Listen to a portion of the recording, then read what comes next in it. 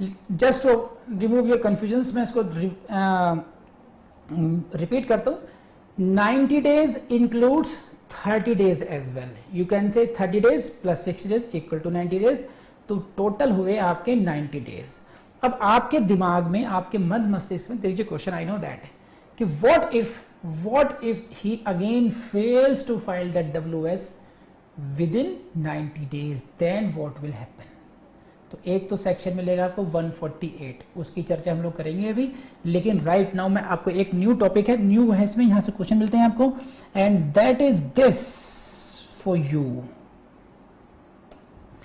Question ये है, Kailash versus Nanhku, important है, रख लीजिएगा. Kailash versus Nanhku, supreme court के सामने, supreme court was to consider whether the time limit of 90 days is mandatory or merely directory. Do you understand the significance of these two words? Whether the time limit of 90 days is directory or mandatory. ये है जो limit है, time limit की, कि mandatory है means if it is considered to be mandatory then in that case you are bound to comply with this 90 days. You cannot go beyond that. Court cannot extend that time. There is a red line then, there is a red light there now. 90 days means 90 days, you cannot go beyond 90 days if it is to be mandatory. Or if it is merely directory, then there are certain circumstances, even in that case, court can extend the time even beyond the 90 days. अब 90 days से भी अगर बाहर जाते हैं, then what is the purpose of this prescribing the days, 90 days limit? This is the dilemma, this is the question before you, and this is the question for your prelims in your exam as well. यहां से prelims में question आएगा, and हो सकता है there may be chances 5 number questions, short type of questions can be asked in your mains exam from this point now, कि whether that prescribed limit of 90 days is directory or mandatory in nature. The case law name is what? Kailash versus Nanku, 2005 Supreme Court. What was held in this case? जो held किया गया वो तो है ही है, one liner है ना, लेकिन जस्टिफाई कैसे किया गया, जस्टिफिकेशन क्या है, what is the reason behind that? That is very important. ये आपको समझना है कि वो डायरेक्टरी कह रहे हैं या मैंडेटरी कह रहे हैं, वो तो मैं अभी बताऊंगा आपको, लेकिन वो क्यों कर रहे हैं वो भी इंपॉर्टेंट है.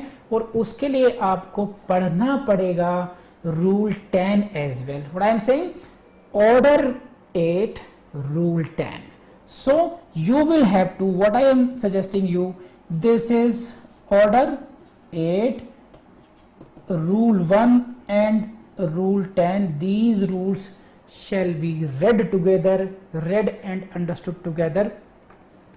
Only then you can understand the true spirit, the true law behind the prescribed limit of 90 days and what the Supreme Court held in this case. So before I move to the decision Supreme Court, let's go to the rule 10, and this is rule 10. Rule 10, please this, see the slide. This is rule 10.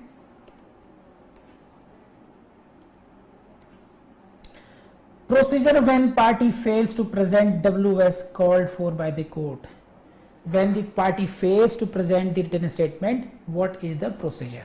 Then यहाँ देखिए, where any party from whom a WS is required under rule 1 or 9, WS is required, fails to present the same within the time fixed by the court, permitted or fixed by the court as the case may be, then court shall pronounce the judgment against him. This is the first option.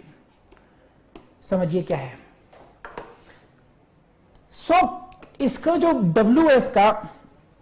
WS नहीं file करने का जो consequence है वो कहां पर मिल रहा है आपको? रूल 10 में मिल रहा है. अब यहां पर आपको थोड़ा अच्छा लग रहा होगा कि यहां तक तो रूल 1 हम नहीं पढ़ा था. Everyone reads rule 1. 30 days, 90 days सभी लोग पढ़ते हैं भाग कर इसको.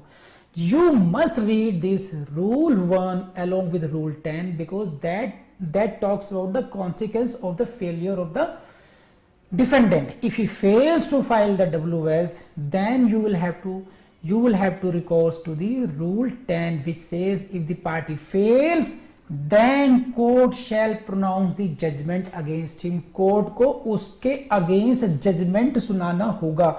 And please see this, the use of word is what, shall. बहुत इंटरेस्टिंग क्लास होने वाली है, ध्यान से। जितने भी जीएफ बीएफ है उनको सबको कहना कि अब 15 मिनट तक डिस्टर्ब ना करें आप लोगों को, है कि नहीं। Court shall pronounce the judgment against him, this is the direction of what, this is the direction of rule 10। Rule 10 ने कहा आपको कि अगर प्रिस्क्राइब्ड लिमिट में जो कोर्ट ने टाइम परमिट किया था, आपको कोर्ट ने कहा था 90 डेज के अंदर कर देना, नहीं कर पाए, रूल 10 में आई है, now court is empowered to pronounce the judgment against you. Court आपके विरुद्ध जजमेंट सुना सकती है by virtue of rule 10 of what order, which order, order 8। लेकिन अब जो कहानी पलटेगी वो कहां से पलटेगी, जो नया करिश्मा होगा, please see the slide and enjoy this learning, मजे मजे में पढ़ो, और वो है ये द वर्ड और। Make such order in relation to the suit as it thinks fit. ये क्या हो गया? So this is the second option for the court. ये उसी तरीके से हो गया कि अगर मैं ये कहूं कि अगर आप, if you are the guard, अगर आप चौकीदार हैं, आपसे कहा जाए कि देखो अगर कोई चोर घुस आए तो तुरंत गोली मार देना, और साथ में कहूं या फिर जैसे आपका मन करे वैसा कर लेना। ये क्या हुआ? एक तरफ शेल हो गया। On the one hand, they are using the word shall. This shows that the provision is what, mandatory. But again, in the next phrase itself, they are giving you the discretion. They are giving you the discretion that you can make such order in relation to the suit as you think fit. जैसा आपको अच्छा लगे प्रभु, आप वैसा करना। चाहे तो इसकी जान ले लेना, यानी कि प्रोनाउंस जजमेंट अगेंस्ट हिम, और जो आपका मन करे। यहां पर जो मैंडेटरी आप देखेंगे कि शैल सीम्स टू बी मैंडेटरी, शैल का मतलब मैंडेटरी होता है, बट अगेन द डिस्क्रेशन दे दिया गया है कोर्ट को यहां पर। और इसी प्रोविजन को पढ़ करके रूल 1 और रूल 10 का हार्मोनियस कंस्ट्रक्शन करके कोर्ट ने क्या कहा, यही है हमारी न्यू लर्निंग। रूल 10 की जो मैंने वर्डिंग समझाए कि कब रूल 10 अप्लाई होगा, जब WS फाइल नहीं किया जाएगा कोर्ट, जो जितना कोर्ट ने टाइम दिया था, परमिट किया था या फिक्स किया था कोर्ट ने, the party fails to file the WS, and in that case what will the consequence, the court shall pronounce a judgment against him or shall make such order as it thinks fit. So both ways, there are two choices, pronounce judgment against the defendant or thinks or make other kind of order. So this is the background of order 10. Let me know ये आपको समझ में आया नहीं आया, फिर आगे बढ़ते हैं, प्लीज कम ऑन। अब हम लोग आगे बढ़ते हैं जिसकी हम चर्चा कर रहे थे कि कैलाश वर्सेस ननकू का केस है। Now the court will have to, supreme court is suppose to give its pronouncement whether it is mandatory और इट इज मेरिली डायरेक्टरी। ये मैंडेटरी है या डायरेक्टरी है, कोर्ट के सामने ये है होमवर्क, ये है टास्क। एंड नाउ कोर्ट ने क्या कहा, this is the what court considered what provisions of the code. Number 1, court considered the recommendation of the law commission and court considered the anxiety of parliament to ensure speedy disposal of the cases. Number 1, number 2, number 3, these are the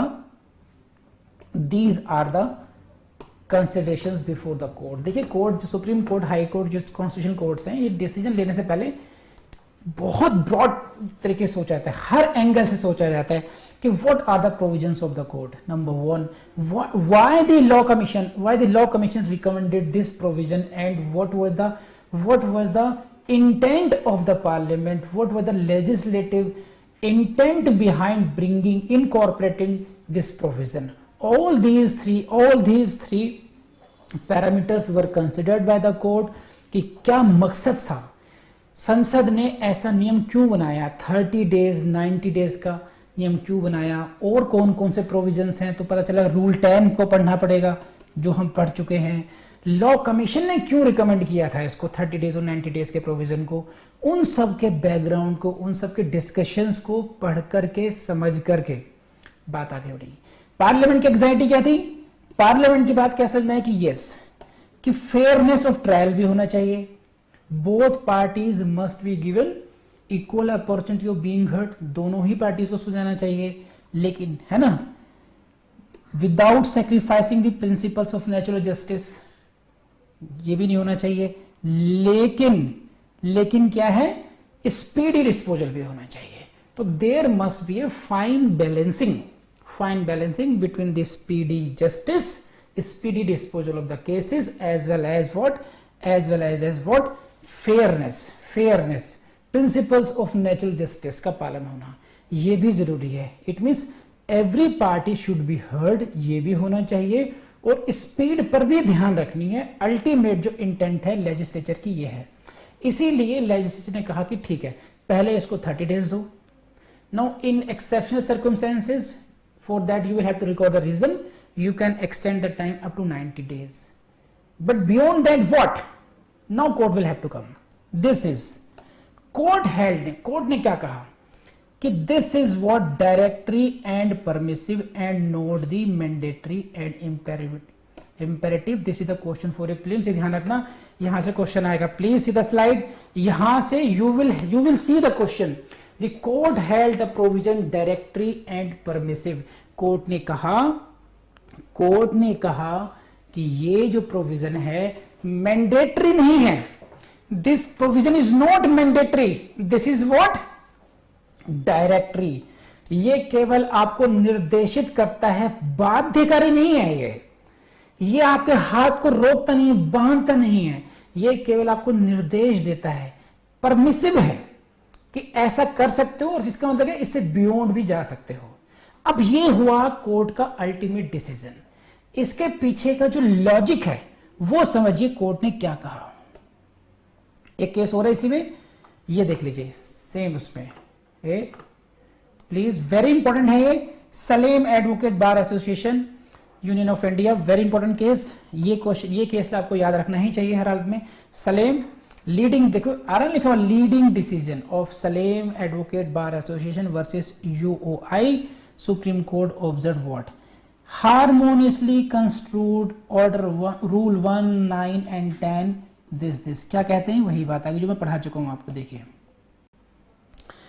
इन्होंने कहा कि rule 10 क्या कहता है कि if the party fails to present the same within the time permitted by the court shall pronounce the judgment against him और make such order as it thinks fit. तो ये कहा कि कोर्ट ने कहा कि देखो कि यानी फेलियर ऑफ WS अगर है तो कोर्ट खुद कह रही है, प्रोविजन खुद कहता है, court has been given the discretion either to pronounce the judgment or to make such order। Court ने, ऑनरेबल सुप्रीम कोर्ट ने फोकस किया रूल 10 पर कि रूल 10 CPC का जो बुक है, जो रूल 1 कह रहा है कि आपको काम 90 डेज में करना है, और रूल 10 ने कहा कि देखो कि अगर आपने काम विद इन लिमिट नहीं किया तो कोर्ट के पास 2 रास्ते हैं। आपके पास कोर्ट के पास कितने रास्ते हैं? 2 रास्ते हैं। 2 options are before the court। Number 1, either pronounce the judgment pronounce कर दी जाए उसके विरुद्ध, और सेकंड क्या है, other order, make such other order at the court thinks fit. So mandatory nature यहीं से खत्म हो जाती है जब आपको ये कह दिया गया कि आप या तो ये कीजिए या फिर आप ये भी कर सकते हैं। इसका मतलब क्या हुआ कि आपके पास आप डिस्क्रेशन है, ये मैंडेटरी प्रोविजन नहीं है, लेकिन इसका मतलब क्या हुआ कि आप ये तो कर सकते हैं। देखिए कोर्ट ने कहा, इसको पढ़िए, देखिए कि कोर्ट ने कहा कि despite the use of the word shall, भले ही शैल शब्द का प्रयोग किया गया हो, कि court has been given discretion. किसकी बात कर रहा हूं मैं?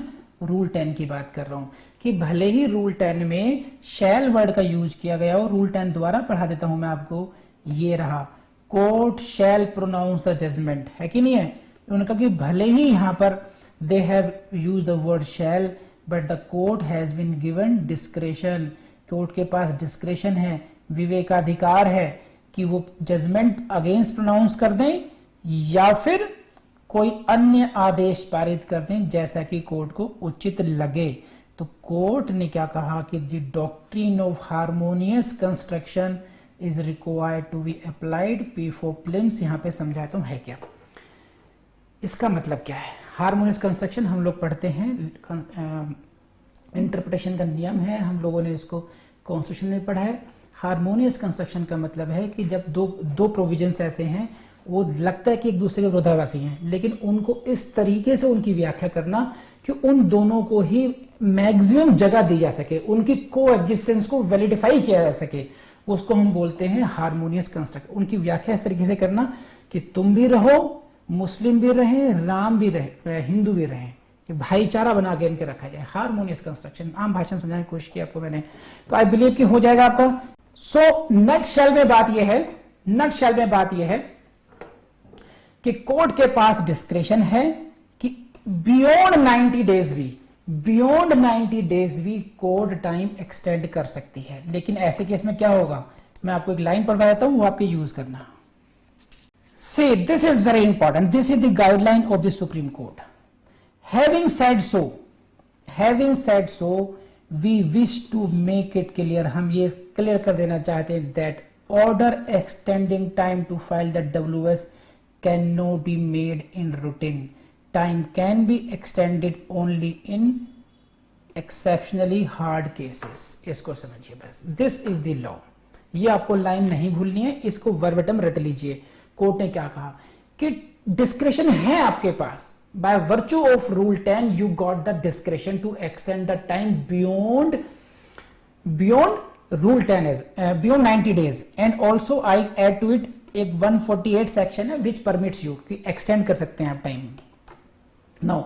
लेकिन इन्होंने कहा कि आप इस डिस्क्रेशन को only in extra ordinary hard times में यूज करेंगे।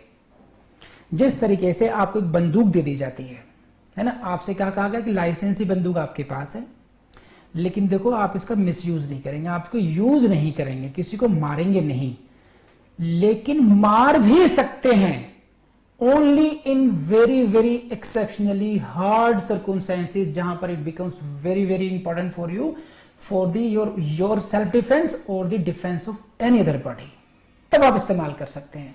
उसी तरीके से ये कहना हुआ कि यस आपके हाथ नहीं बंधे हैं, ये मैंडेटरी लिमिट नहीं है कि नो इससे बाहर जा ही नहीं सकते हैं, लेकिन if you want to extend the time beyond that limit there must be strong reasons, extraordinary reasons must be there to justify that extension of this, only in the exceptionally hard cases। तो I believe कि आपको बात समझ में आई होगी, हाँ या ना बताइए। ये लाइन पढ़ लीजिए, एज ए जज इस बात को हमेशा याद रखना। What is this? While extending time, it has to be borne in mind that the legislature has fixed the upper time limit of 90 days। ये मत भूलना कभी भी कि 90 डेज का टाइम दिया गया था, फिक्स किया गया था, समझे। सो ये जब भी आप टाइम एक्सटेंड करें तो आपको ये कहना होगा कि देखो पार्लियामेंट ने तो 90 डेज ही कहे थे, लेकिन यहां पर वाकई में हालात ऐसे हैं कि डिमांड करते हैं, वो जस्टिफिकेशन है यहां पर कि हमें बियॉन्ड 90 डेज भी जाना पड़ेगा। तो रूटीन में आप ऐसा नहीं कर सकते हैं, जनाब एक थोड़ा टाइम और दे दीजिए, ऐसे काम नहीं चलेगा कि कोर्ट ने कहा ठीक है जाओ दिया टाइम, ऐसे नहीं होगा। You will have to as an advocate, you will have to press the court, you will have to convince the court with your justifications कि स्ट्रॉन्ग रीजन से कोई डेथ हो गई थी, कुछ ऐसे केसेस आ गए थे, बाढ़ आ गई थी, व्हाट एवर द रीजंस, कुछ ऐसे स्ट्रॉन्ग रीजंस थे कि despite all your best efforts you could not file WS within the extended time of 90 days as well. तो आई बिलीव कि it is now very clear to you. तो अभी तक हम लोगों ने कितना पढ़ा है, हमने केवल अभी पूरा 1 घंटे की क्लास हो गई है ये। We read only order 8 rule 1 read with rule 10। So इतनी डिटेल में पढ़ने की जरूरत थी आपको एग्जाम ओरिएंटेड जुडिशियल सर्विसेज के लिए इसको। तो आई बिलीव आपको समझ में आई होगी क्लास ये। सो मैं इस क्लास को वाइंड अप करता हूं विद दीज वर्ड्स। शुरुआत जहां से की थी वहीं खत्म करेंगे। नाउ अब इसको मेरी बात समझिए, देखिए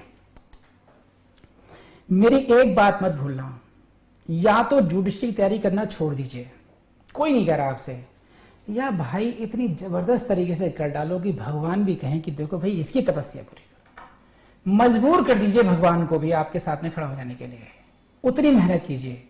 और उसका कोई बहुत बड़ा टेस्ट नहीं है। अगर आप ये जानना चाहते हैं कि आप जज बनेंगे या नहीं बनेंगे, तो मेरे पास आने की जरूरत नहीं है, किसी पंडित किसी मौलवी के पास जाने की जरूरत नहीं है। आप खुद से पूछ लीजिए बस कि एम आई डूइंग एनफ, क्या मैं उतनी मेहनत कर रहा हूं या कर रही हूं या नहीं।